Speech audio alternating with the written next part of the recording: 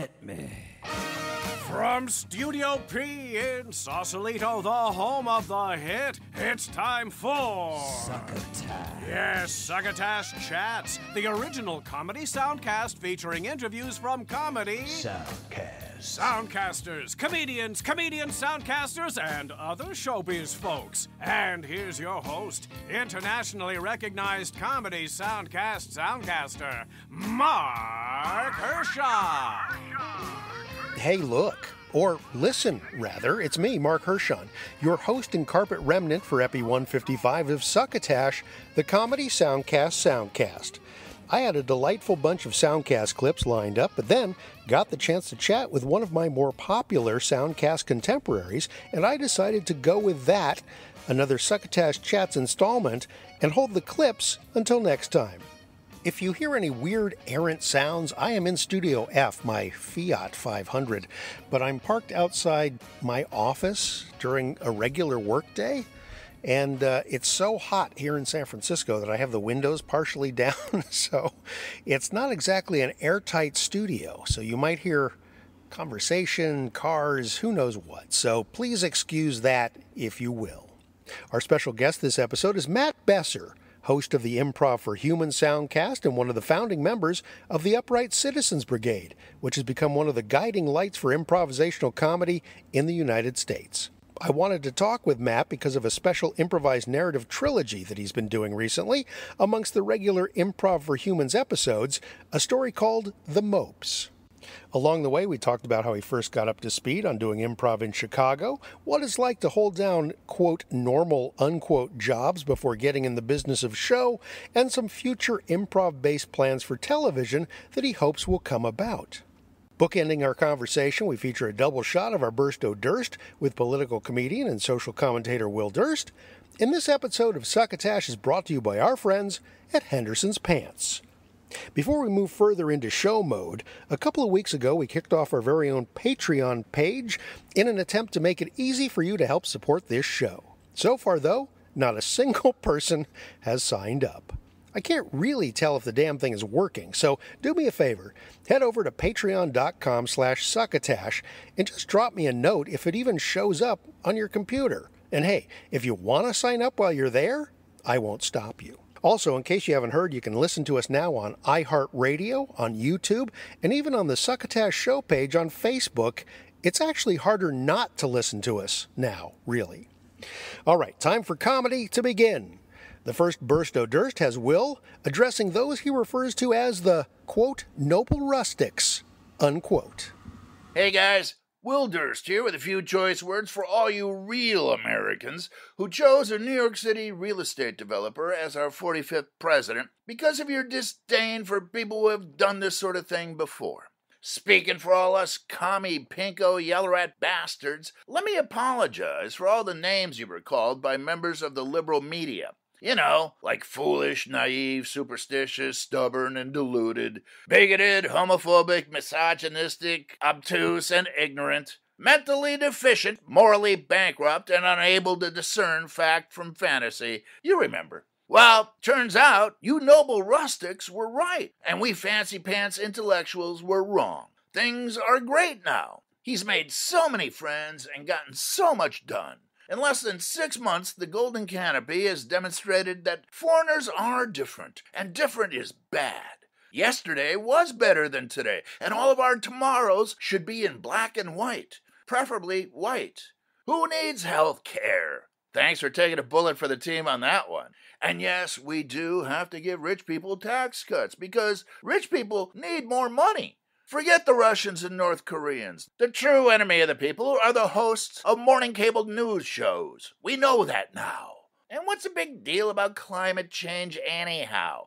Who cares if some South Seas island does or doesn't sink, never to be seen again? Besides, those rising oceans are going to come in handy to douse the raging wildfires that will soon engulf us. Schooling is for sissies. Louder is better, and deafening is best, and confusing deafening is the most best ever. And if you aren't cheating, you obviously don't want it bad enough. You professed a desire to shake things up, so one question. Shook up enough yet? It's easy to see that, as you say, he's no intellectual elite.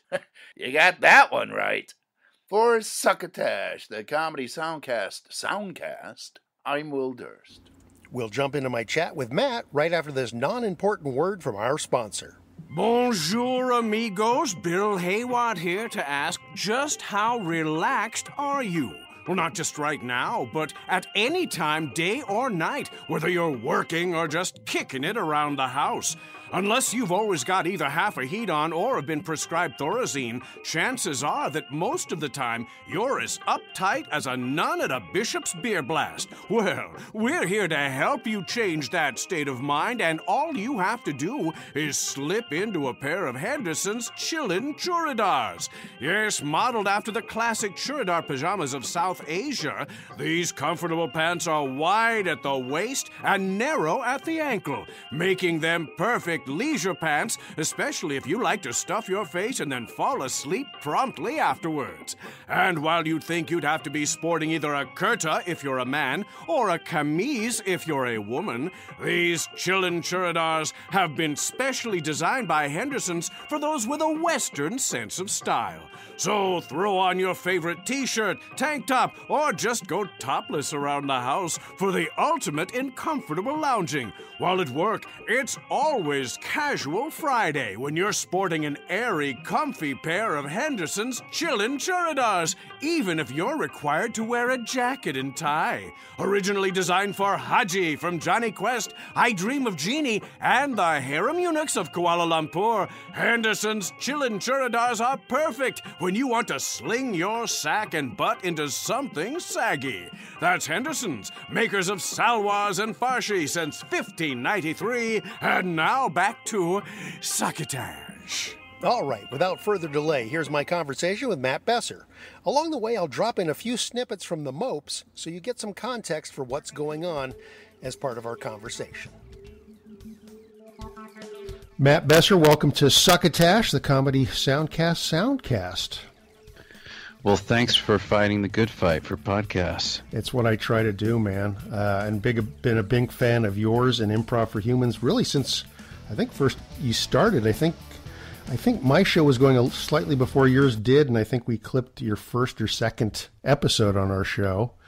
Oh, cool. We're about to have our 300th. I know. It's amazing. We're about to have our 155th because I'm really lazy. But, yeah, a big fan, again, of you, your show, a number of your guests. I've actually done improv with a lot of guys that have been on your show. I've been doing it for 34 years. Oh, cool.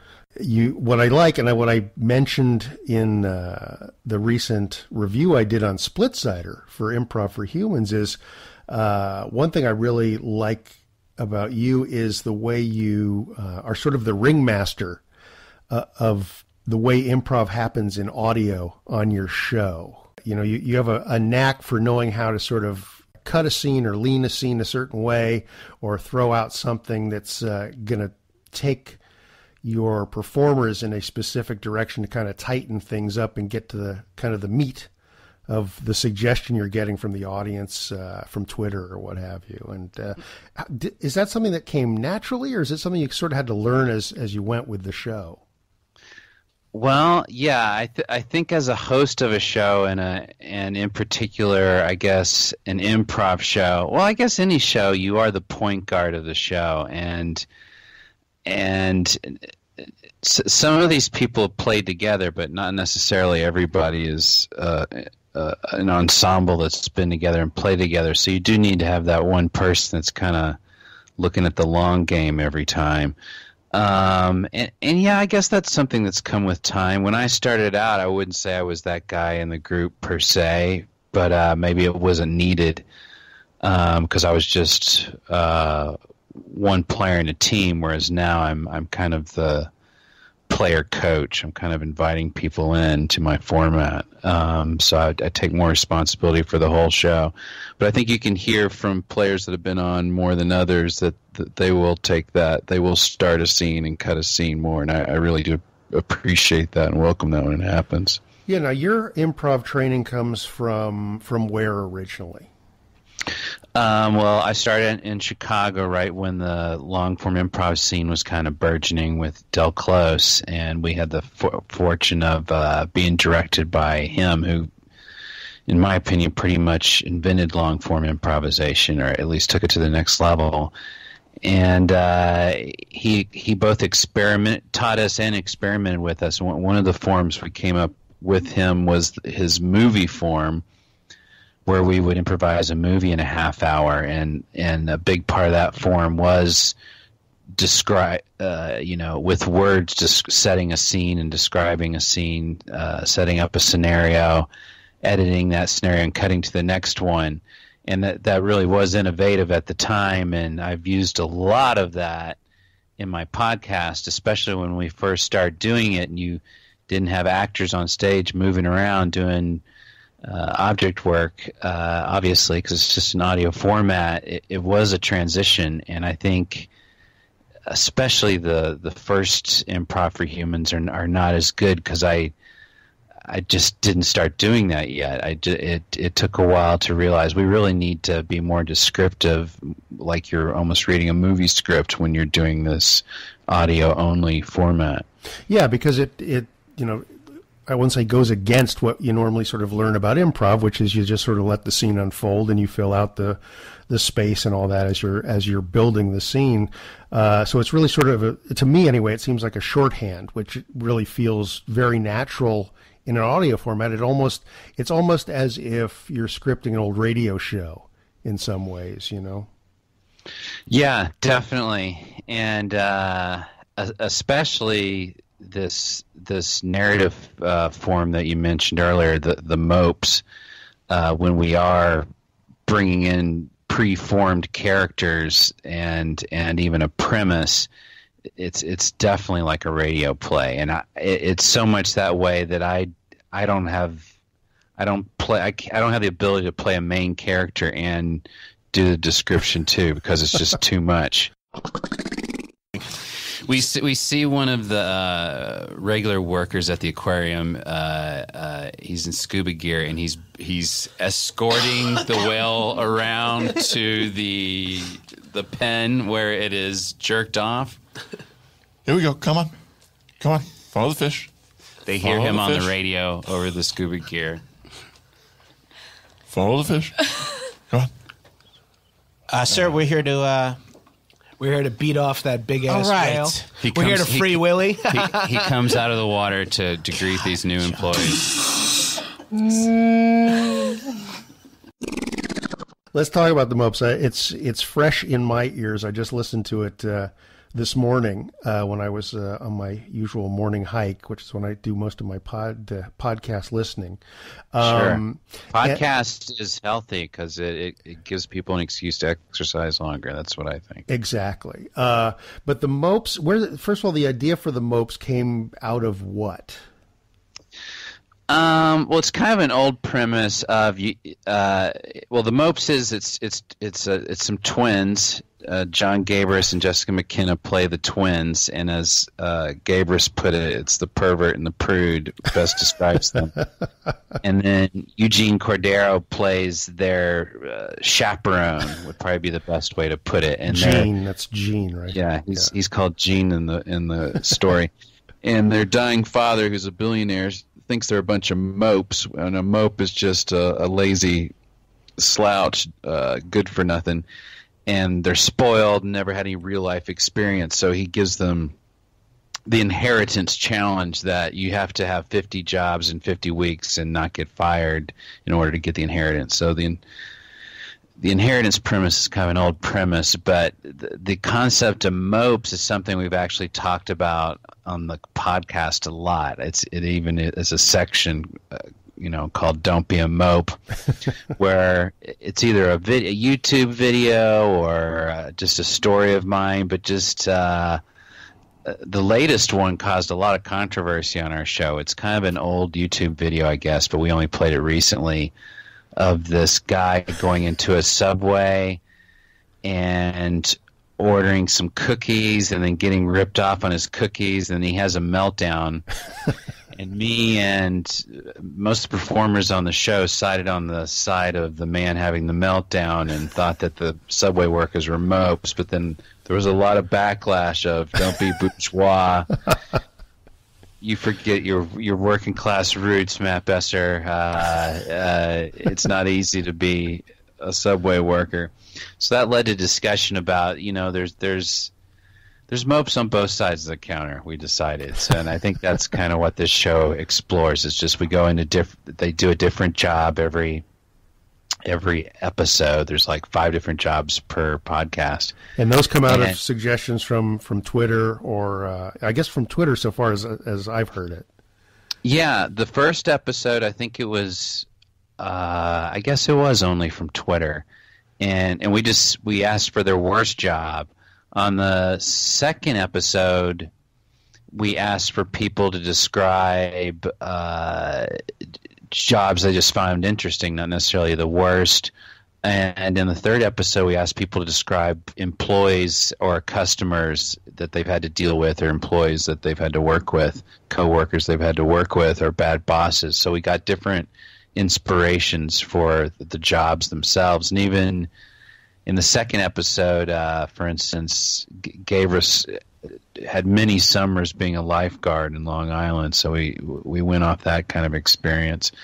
And sometimes we played some YouTube videos of people having meltdowns at work, that kind of stuff. So we did find different ways to get into the jobs, definitely. Yeah, that the first episode, you've got that great rant from the guy, I guess in England, who got a ticket on his car in a parking lot, and he's just that's right, calling the parking lot attendant a cunt, and just, the attendant remains, at least audibly, pretty much unfazed by the guy's tirade. You give me this? Yes, I did, sir, yeah. You heard me in there going fishing. I struggled walking back through here to get back to the fucking car, and you give me a ticket for 80 quid. Yeah. You're a cunt. You know you're a cunt. The ticket's expired, sir. It's expired by well over an hour now. You tried walking back from that cove over there. Right, I mean, we do sell all-day tickets, sir. You could have bought an all-day ticket. I very nearly did. £3.60 I paid. It was only, £5, £6 for an all-day ticket. Yes, sir. You're a cunt. Okay, there's no need to get abusive, sir. You're a fucking cunt. There's no need to get abusive, sir. You're lucky I don't punch your fucking face in. Well, then you'd face a charge of assault, then, wouldn't you? Well, this isn't assault, is it, you cunt?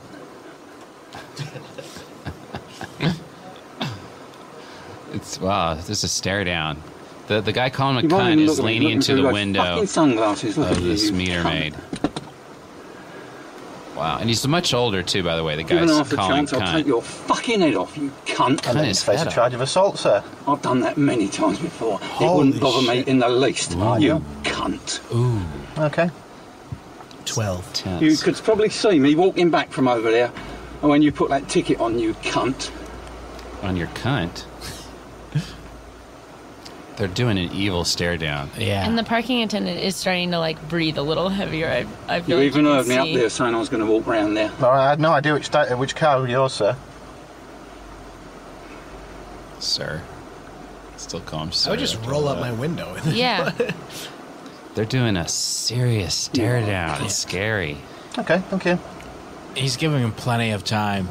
It's crazy. Plenty of time to what? He's giving that. Outside the car. The meter maid is giving that old man plenty of time to just walk away. Yeah. And he's so aggressive.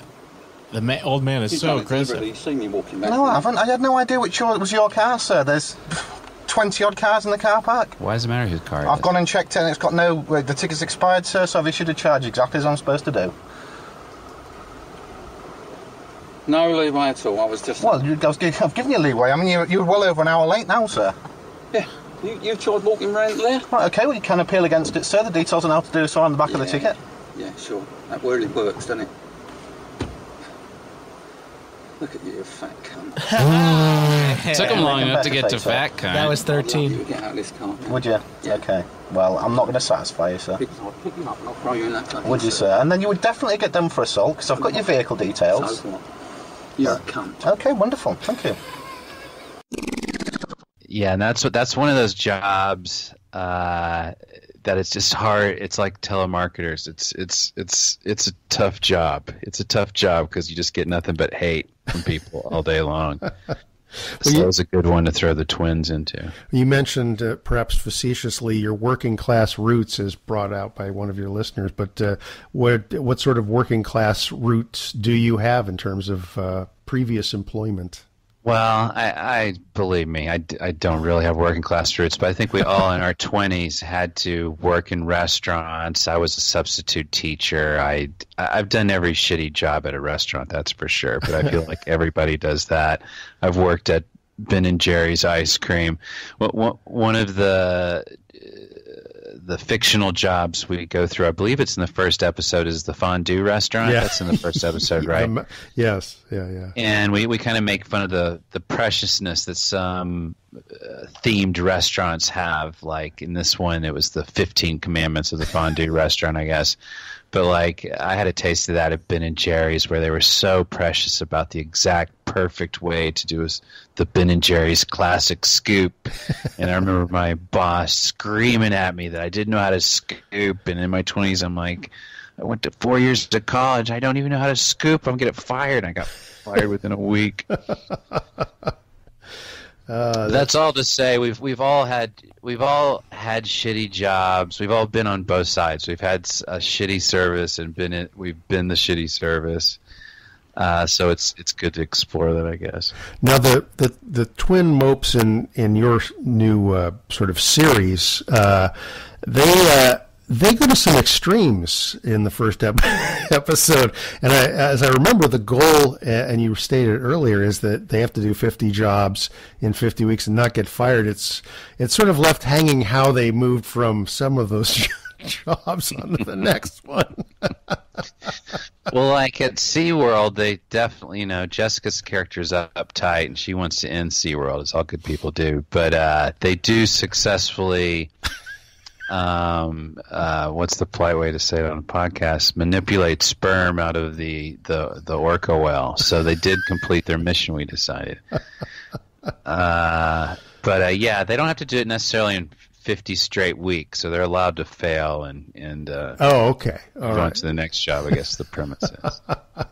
Are you I think this is a 3 episode a trilogy. Trilogy, yeah. Have you done all 3 episodes already and they're in the can, or they're still yet to sort of be played out? Yeah, we released the second episode last week, and we recorded the third episode this week, so they're all done. It's definitely... It's the most difficult thing we do in Improv for Humans. We've done episodes... A regular episode, we take straight-up Twitter suggestions. The performers will think of a story. Someone will think of a story or observation, and then we'll launch into a scene. Yeah. On our musical episodes, we'll get a band to play a song. Then we'll ask them about the lyrics. Then that'll inspire a scene. But it's just one scene, and then you're on to the next suggestion. Yeah. Here, we're creating narrative, which you may consider some individual scene stories, but when you're trying to go from one scene to the next and make them connect and keep characters going, it's a little different. We actually have to rehearse, and I don't know how many podcasts rehearsed before the podcast, but we did, because you have to talk it out and say, and to me the secret of what makes Mopes good, and I think people think it is good, is the actors themselves. Like John Gabris, Jessica McKenna, and Eugene Cordero are just so fast. Yeah. And I'm not that fast anymore. Like they are really, they're really in their prime improvising. I made characters which are essentially them, or at least plays towards what they like to play. Gabris loves to be boorish. Jessica is great at playing a know-it-all and a goody two-shoes, and Eugene is kind of a perfectionist and a how do you describe him? Like he is a CrossFit expert. He is a self-improving man, I guess would be a way to put it. Yeah, and a Renaissance man. His character his character espouses the fact that he's sort of had multiple life experiences. Right. He's kind of the slumdog millionaire has actually been there. And we even get a little satirical in the second episode. Eugene's from the Philippines, and he has a chip on his shoulder about someone assuming he's from Hawaii when they're inside working at Trader Joe's, and some kids want him to be Maui from Moana and sing Your Welcome song. And you. Okay. Look at you. You're right. Oh, my God. Oh, honey, you're right. I never noticed him. Yes. Are you going to put a lay on me? They start taking selfies with him like the Spider-Man on Hollywood Boulevard. Oh, my God. And you said we would vacate Mom, this year. I want to take a picture with the Hawaiian man. Would you tie these roots around your ankles? No. Please. No, and I'm not going to bury a pig. Please, listen. Our son loves Moana. Let him take a picture with you, please. Maui. Yeah, okay. Thank you, but no. Thank you, but no. It's all the same. Come on, let him take a picture with you. Play these drums. John, Jess. What? I'm sorry, but I need to quit. Why? I can't hear you with this fucking tribal mask on.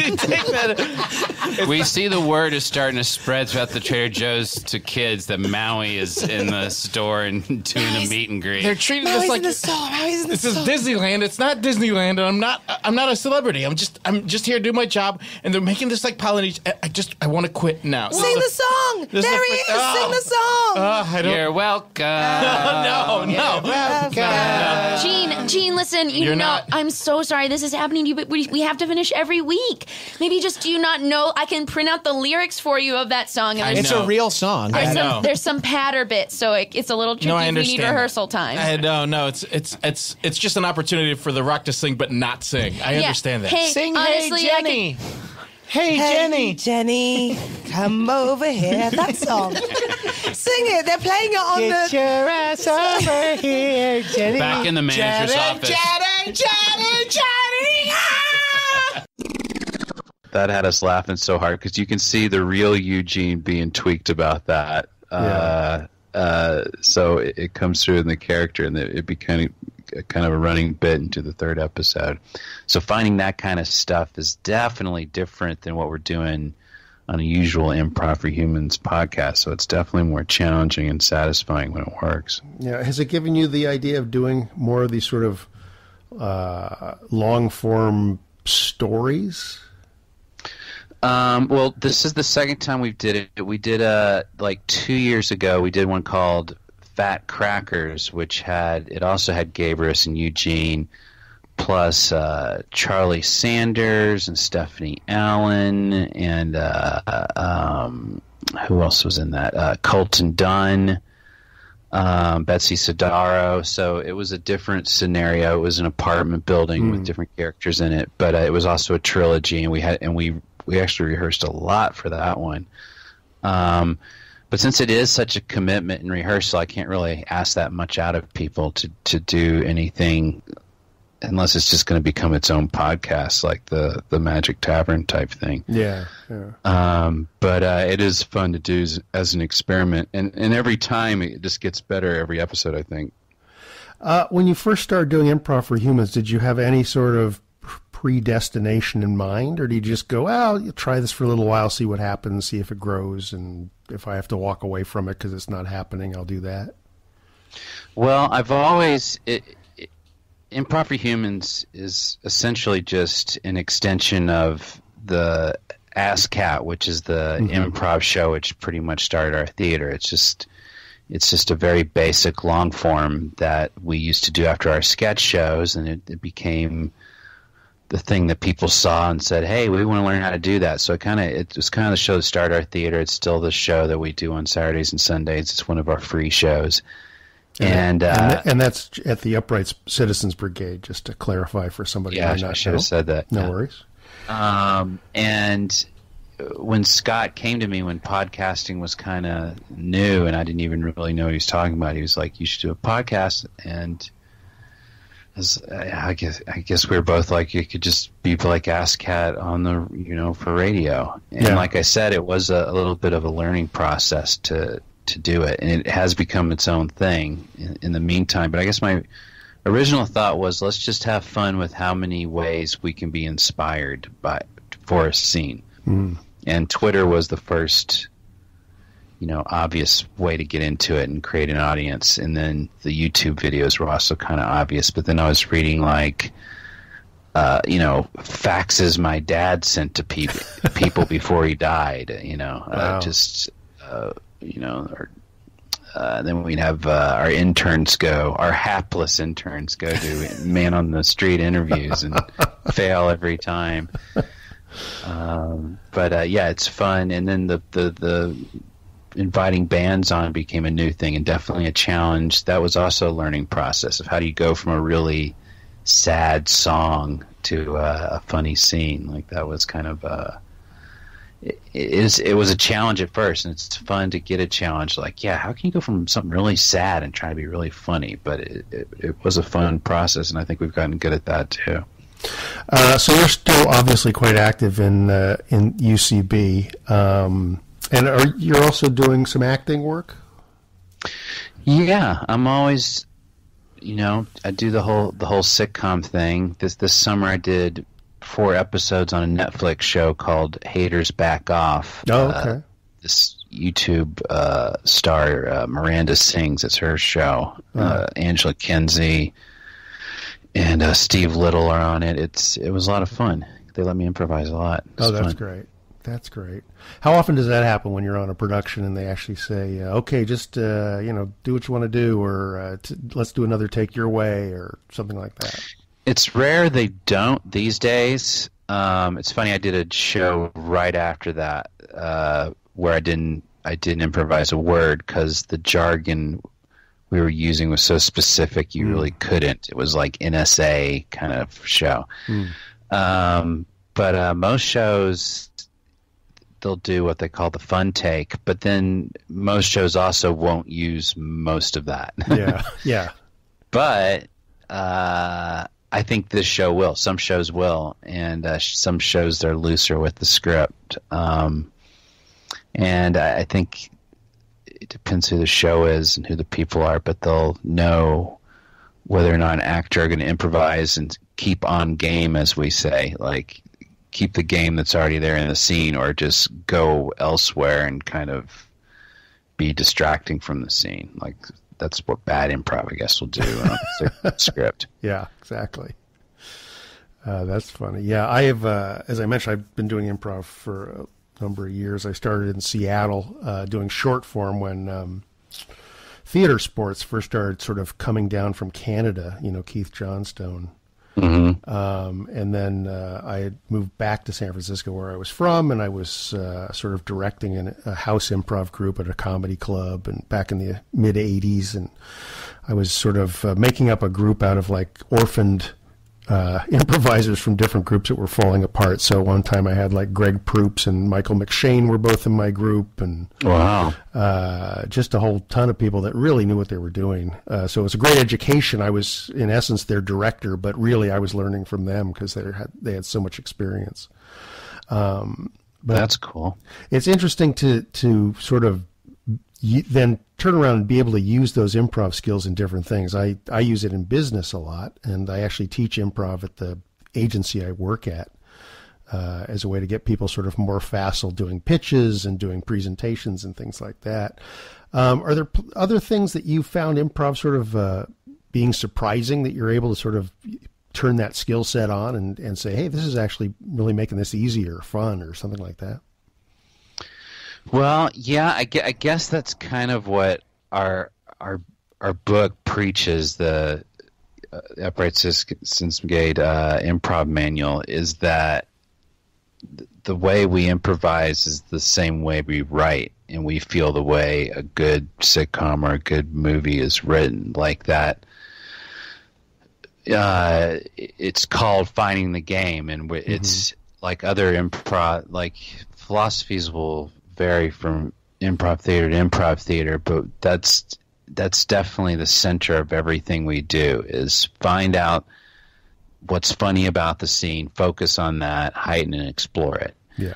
And that's why in Improv for Humans, we don't just take a suggestion, a word, and then start a scene right from the word, which is fine. That's organic improv, but we're premise-based, so we like to talk about the word until we find something funny about the word, until someone says either a funny story or observation, and then we'll start the scene right there. We don't beat around the bush. We take that concept that we just talked about and start the scene, and we feel that's the way a writer's room works. You don't just get a word in the writer's room and immediately everyone starts writing. You talk about it, and you tell stories, and you kick it back and forth, and then you decide on what the best angle is, and then you start. So our improv definitely mirrors our writing process. Is improv difficult for you to watch sometimes? I mean, as an audience? Well, I'm a huge snob about it, so if I'm watching someone from my theater, I'm kind of watching as the principal a little bit of like, one, who's good, who should I be looking for and inviting to ask at our Improv for Humans, and otherwise, what's the problem? What's the issue on stage? And it's kind of the same things all the time. Like I saw a Herald team the other day with, which is kind of our development league, is a way to look at it, with some really funny people on it, but it just wasn't a great show. And in a way, I thought it was because they were all trying too hard. They were trying so hard to be funny that they were just forcing it, and as a result of forcing it, it wasn't that funny. Yeah. And that's a common thing, and that's something you have to just experience and learn from, and have someone tell you that's what happened, and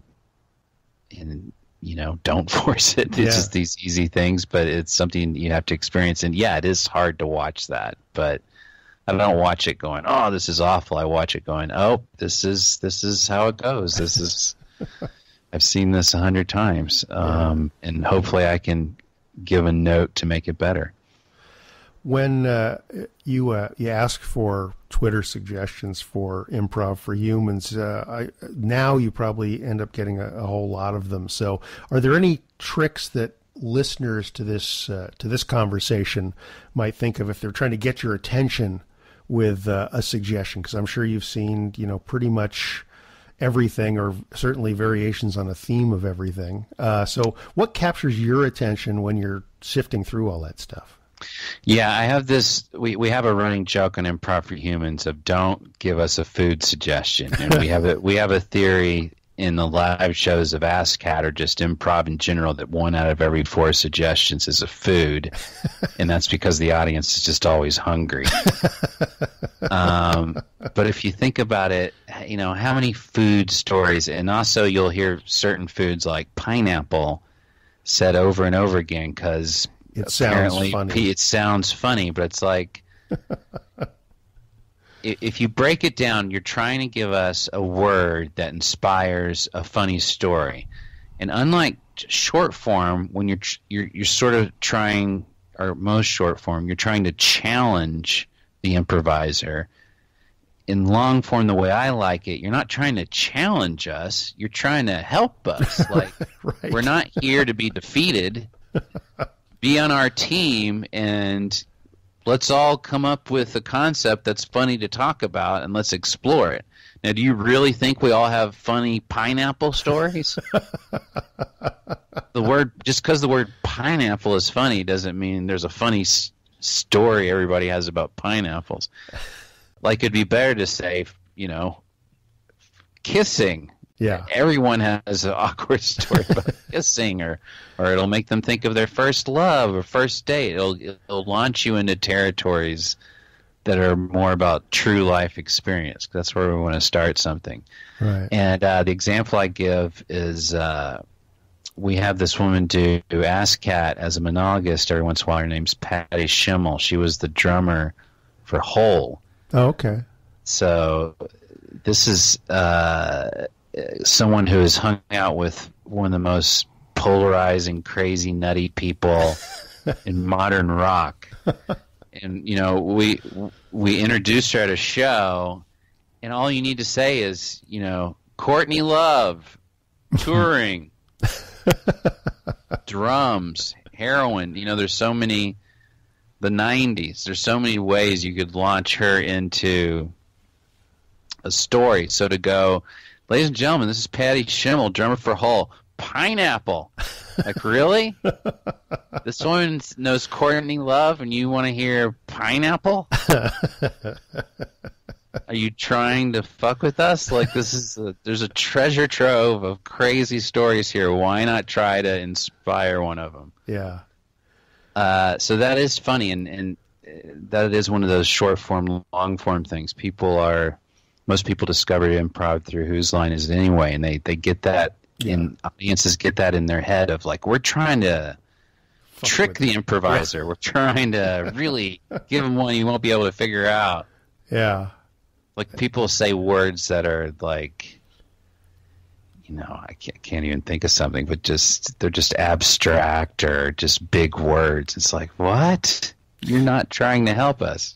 Yeah, it's like, you know, I've done a lot of bar prov over the years, and you always get the proctologist and gynecologist, and just, it's like, well, yeah, you know what that scene's going to look like. There's only so many ways to twist that thing, you know? So it's sort of the equivalent of that, I would imagine. Yeah, definitely. Do you get improvisers trying to hit you up on social media to say, hey, I'm going to be in LA, can I play with you guys, or anything like that? Usually the ones that do are kind of nutty. Because I think any real fan of the show can see I pull from a very small group. Yeah.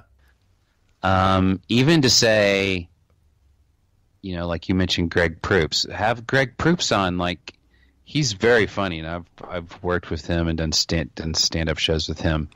But he doesn't necessarily do UCB style improv. Right. And so just being funny isn't good enough.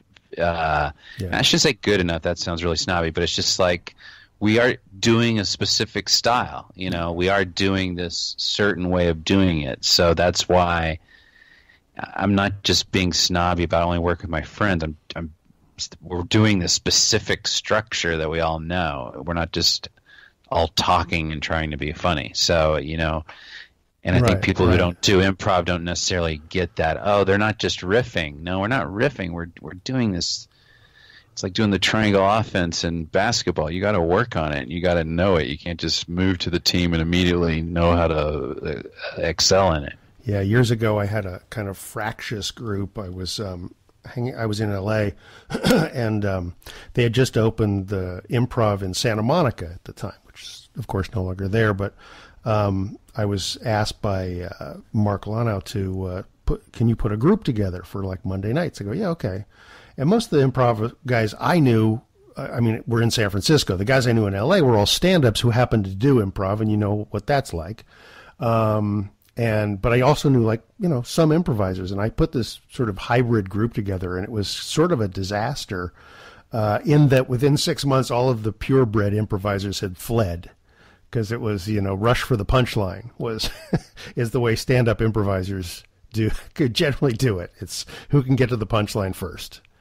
Yeah, that's hard to build anything with that. Yeah, exactly. So it was an interesting experience to realize the difference, because I hadn't really come from a background where I had to worry about it, and all of a sudden it's all I had to work with were these guys. So it was kind of interesting. But right, it's the same thing you're saying, where you've got a very specific style that you're going for, and even if you get somebody in there who's funny and they're quick and everything else, if they're not playing on the same frequency, it can usually lead at least to like a lot of stillness and quiet.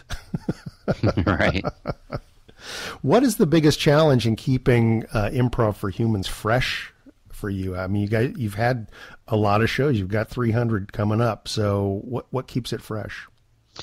It is exactly doing shows like the Mopes. Like if I had to do the same format every week, I think I'd go nutty. But and adding the bands, that's become a once a month treat for us. It's like it's not only collaborating with them, it's enjoying their music. So that's always exciting. And then doing weird episodes, like I don't know if you've heard any of my shows with Armin Weitzman, but we'll do one-offs that are usually like we did a parody of Whiplash or a Christmas Carol parody. Yeah. Just playing with the comedy tornado that is Armin. He's his own suggestion.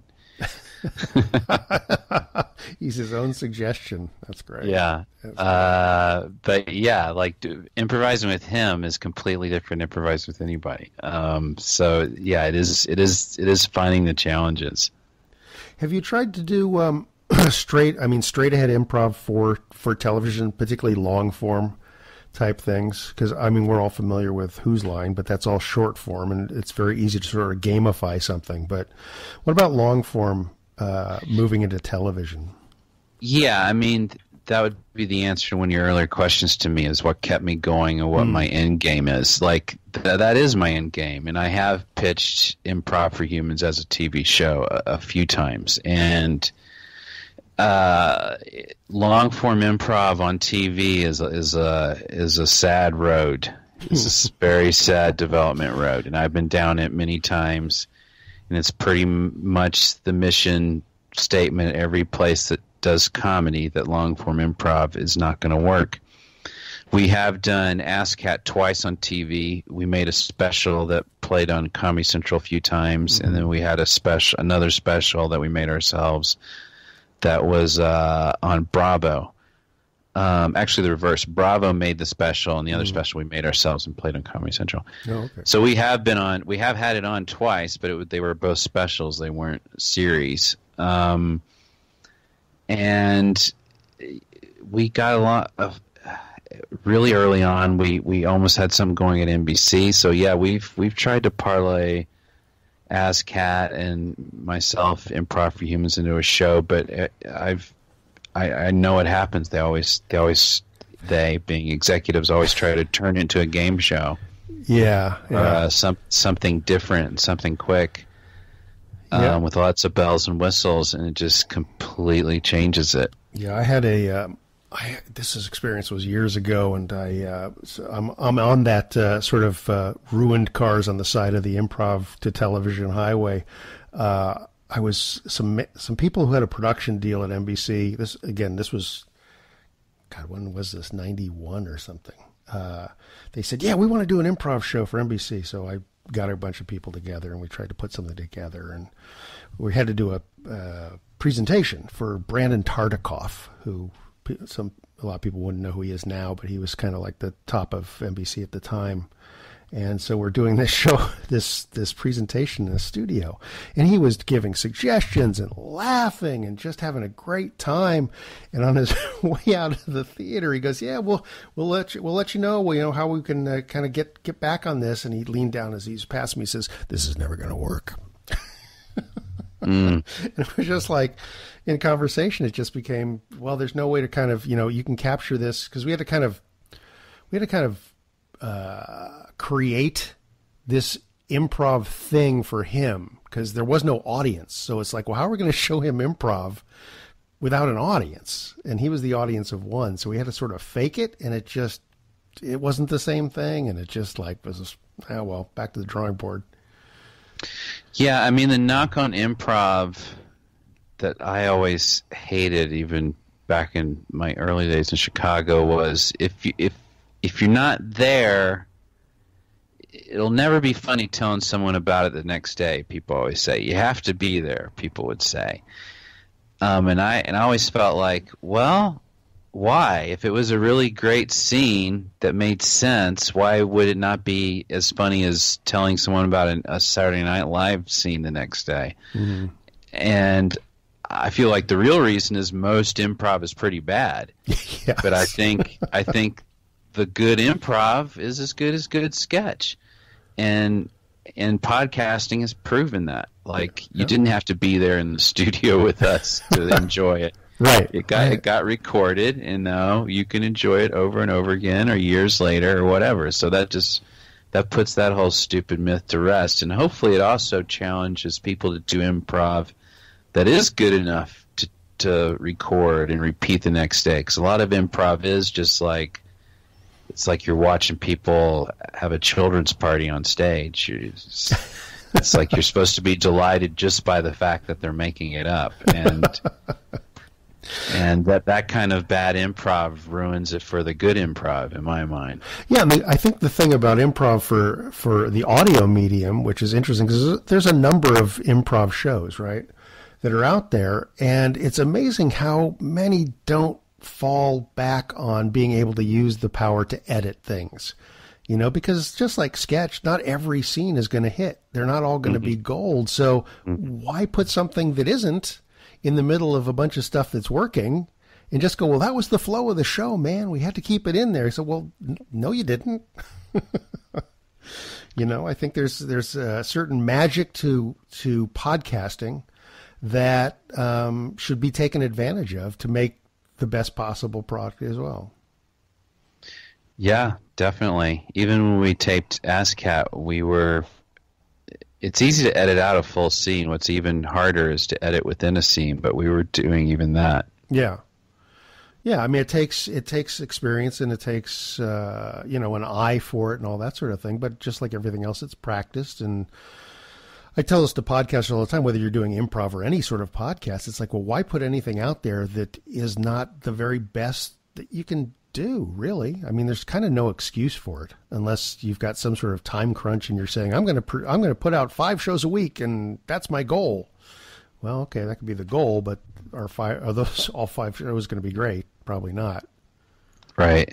So you might as well craft them. What other stuff do you want to do outside of the improv realm, or does everything you do sort of have that in there? Because I know that everything that I've done, there's a little bit of improv kind of in everything. Because it's such a useful set of skills. Well, yeah. I mean, Improv for Humans is pure improv. I'm always trying to. For instance, I would love for the Mopes to be a sitcom. Like, have it be something that is written. I'm always pitching stuff like that. Yeah. Or I actually have a very written out and not improvised at all podcast.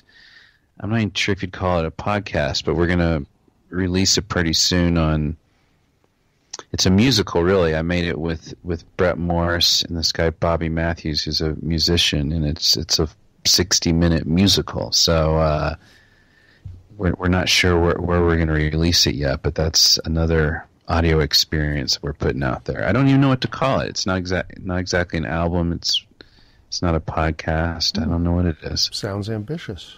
Yeah. It took years to make. Well, that's cool. And then from a writing standpoint, you talked about the book that UCB has out. Is there more writing in your future in terms of either fiction or nonfiction or improv or just straight ahead storytelling? Yeah. I don't see any more. That book was one of the toughest things I've ever done, and not in a fun way. It was a slog, and it took us years to write. And to write a nonfiction book that's a textbook, essentially, is quite a responsibility. It's not like fiction where you can just go wherever you want to. You got to explain something and be precise and logical and make sense. And it was very difficult. I don't want to ever do that again. I'm proud of what it was. Don't get me wrong. Right. But it was not. It wasn't fun like every other creative thing I do is. I've had some labors like that myself, so yeah, I understand. But I mean, a lot of stuff I do, like this Mopes thing, it'll start out as a sketch or an improv, but then it'll be something where at some point it becomes, is this worth writing up? Is this worth developing more? So I'm always looking for that. Is there anything in particular you want people to take from their experience of listening to the Mopes? And for those of you who've not heard it yet, some of the language is it gets a little salty. to say the least, sometimes literally. In the SeaWorld one, literally, yeah. But are there certain things you hope people sort of take away from it or look for to enjoy particularly when they're listening? I think as a comedy fan, I don't know what you think. I think it has the tone of like a Broad City, or if you're our age, the young ones, like more of a heightened kind of sitcom, almost on a sketch level. Yeah.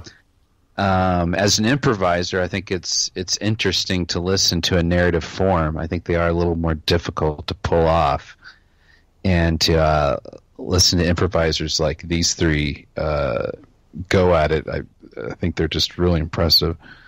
But the message of the show itself is don't be a fucking mope. Go out there and work and try your best and make something of yourselves. I like how in the first episode they do callbacks to things they learned from their previous employments.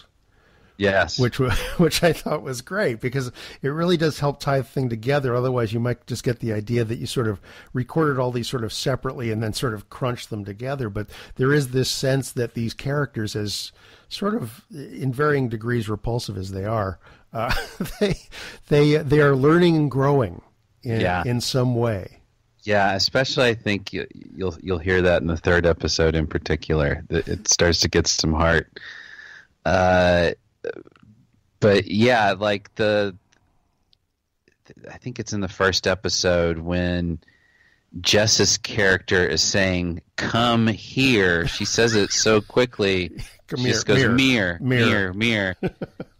And I don't think she was doing that on purpose at first, but then someone, it was either Eugene or John, pointed it out. And then that became a thing, and she justified it and said, "Yeah, it just takes less time instead of saying come here, we'll save work time by saying mirror. That'll give us more time to work." And that shows great improv, and that became something they kept calling back, and even called it back to throughout the trilogy too. Hey guys, come back here real quick. Yes.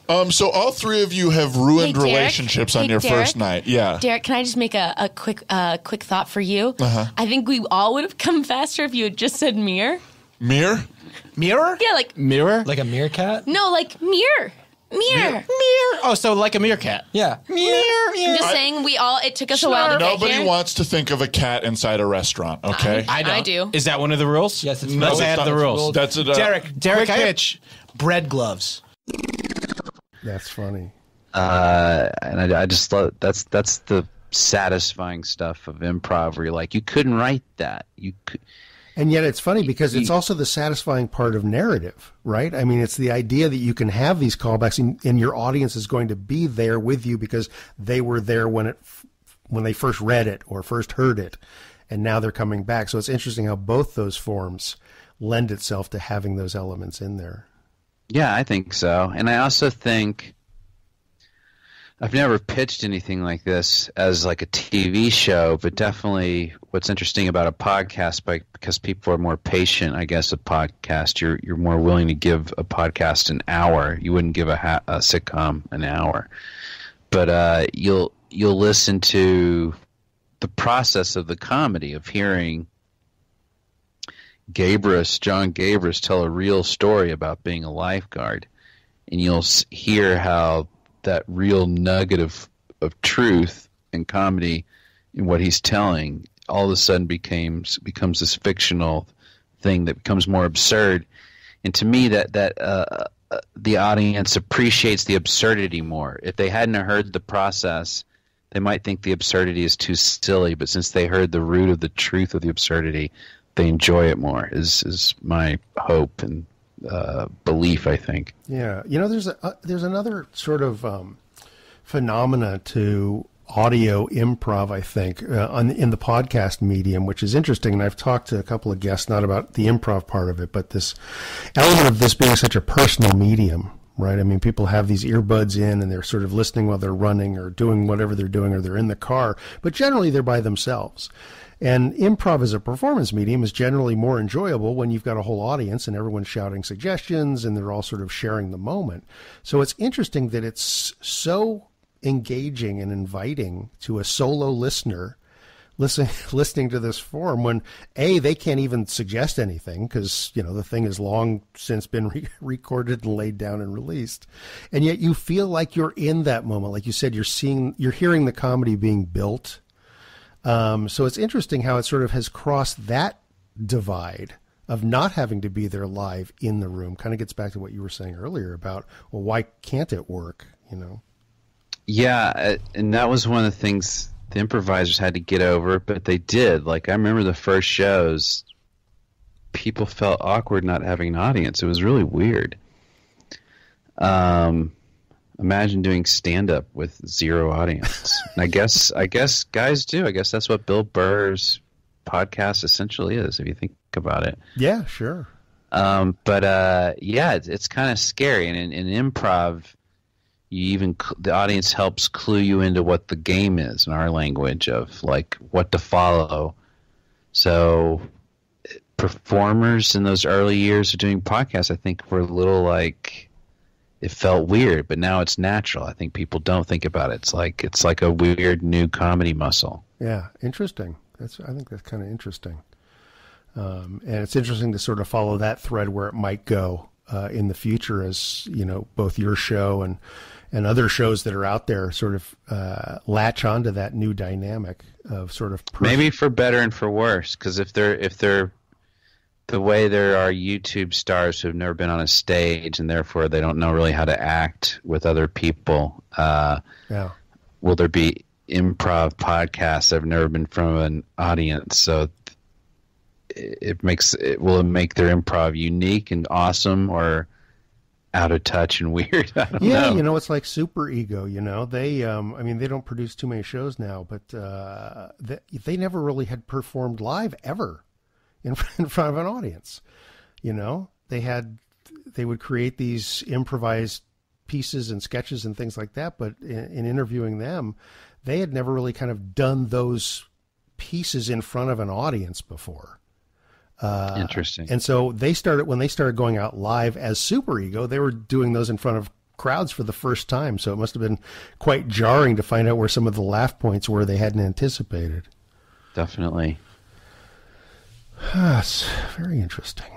Anything else you want to tell us about the Mopes or Improv for Humans in terms of maybe what's coming up on the horizon that they can look out for? Like I said, it is a trilogy, and the second one's just out. I think the third one might be my favorite, just like our last narrative. The last one was the best, just because I think we got better every time. But check it out, and you don't have to listen to all three. I hope people aren't saying, "Oh, I can't listen to three because I didn't hear one or two." That doesn't matter. Well, with podcasting, they can easily go back and get the first two. Yes, and because definitely, since we've now been trained to both binge, watch, and listen, I think you should promote that. Go back and listen. Yes, binge.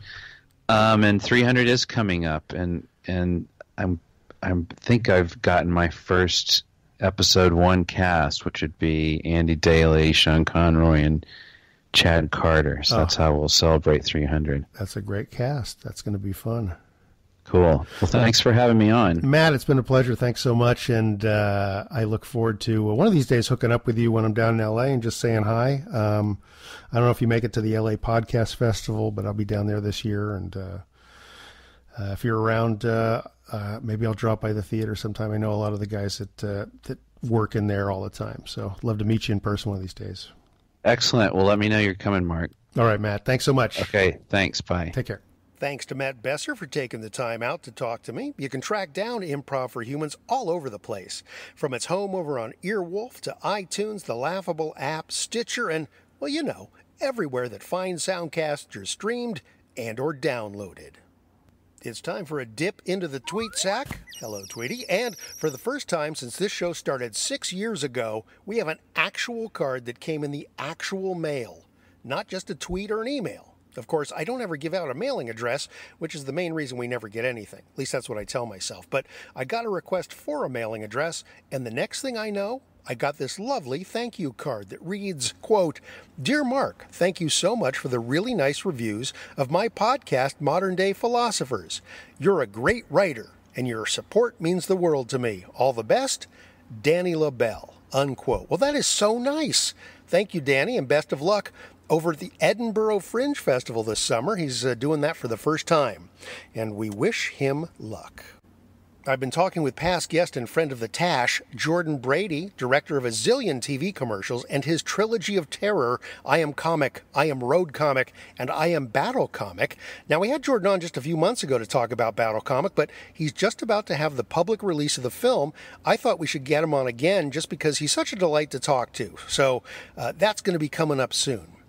I got an email from Jeff Umbro, who helped to set up my interview with Bob Garfield about his Genius Dialogue Soundcast a few episodes ago. Jeff wanted to let me know that he's kicked off a new hybrid soundcast network and production house called Podglomerate, and that they are carrying a slate of 6 existing shows and a new soundcast called Plus 7 Intelligence that's steeped largely in video games and their effects on life. So check out all that audio wonderfulness at thepodglomerate.com.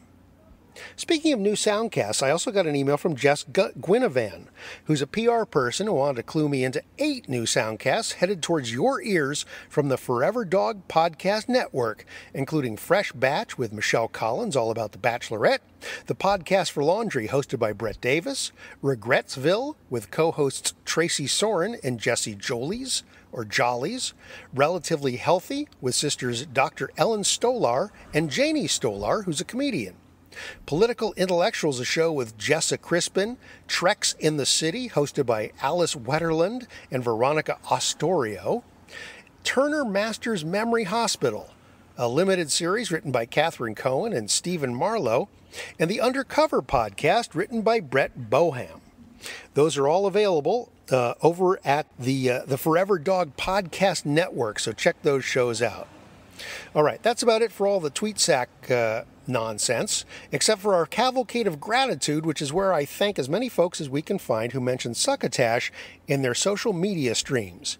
Even if it was so much as a tweet, a retweet, a forward, a thumbs up, a like, a heart, or just about any other thing that smacks of you passing the Succotash in some way, shape, or form.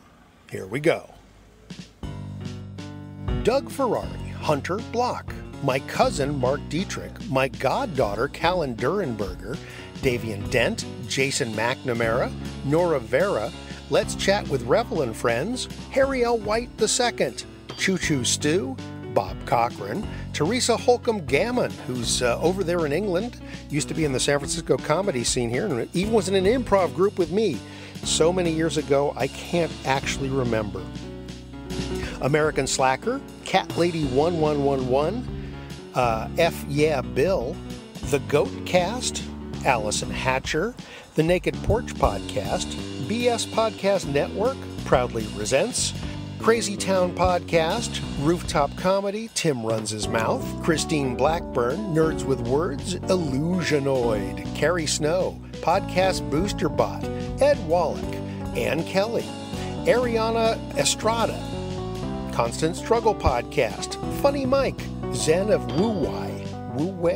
Zen of Wu-Wei, Adam Barker, Greg Trout, Joe Messina, Heather R. Higgins, 9G Records, Dave in the Cave, Music Promotion Agent, John Dredge, Larry Bubbles Brown, James Michael Sama, The All-Seeing Guys, Dr. Rob Jones, The Jackie and Laurie Show, Sherry Leslie, and Dead Frog. If I missed you this time around, apologies. Mention us again. We'll try to scoop it up for the next edition of the Tweet Sack. All right, let's grab hold of our second helping of Durst, shall we? Hey guys, Will Durst here with a few choice words about the many tools that Donald J. Trump has at his disposal. Both houses of Congress, the support of rural America, friends in high places, his family, a supermodel, Twitter, Fox News, the Russian Federation, a signature sent, and executive orders. Along with executive determinations, memorandums, proclamations, suggestions, aspersions, insinuations, innuendos, and doodles. An executive order is a presidential shortcut to impose regulations or reinforce policy with the extra added special attraction of bypassing Congress. And face it, any day without talking to Mitch McConnell has to be considered a good day. During the presidential campaign, Donald Trump ridiculed Barack Hussein Obama for an unhealthy dependence on executive orders, accusing the 44th president of being too lazy to negotiate. Because during elections, and only during elections, negotiate is not a dirty word. Knowing that, you'd think he'd be reluctant to utilize executive orders himself. And once again, you'd be wrong. As wrong as Siberian bike messengers. Like Chipotle mayonnaise in a can. Three-tailed monkeys, glass condoms, bacon-wrapped hot dogs at the opera. In his first 150 days, Donald Trump has issued 37 executive orders, putting him on pace for 92 a year, the most since Harry Truman. And that may be the last time you hear Trump mentioned in the same sentence as Truman. Ever. Executive orders run the range from enduring testaments, like the Emancipation Proclamation, to lasting markers of national shame, as in the Japanese internment order. But all are subject to the ping-pong effect, where one president enacts it and the next rescinds it, which means that no matter what damage the current president does, chances are the next president will overturn the most egregious of them, which is a lot. That is, assuming there is a next president. Fingers crossed. For Succotash, the Comedy Soundcast Soundcast, I'm Will Durst. Will Durst, heard regularly on this show, is also tweeting at Will Durst over on Twitter, so you can get him at 140 characters a time if you prefer. Thanks again to Matt Besser for joining us on this edition. That's going to be all she wrote for Epi155. Join us next time for Succotash Clips, where we'll present Comedy Soundcast clips from all over the place. In the meantime, please remember to please pass the Succotash. Goodbye.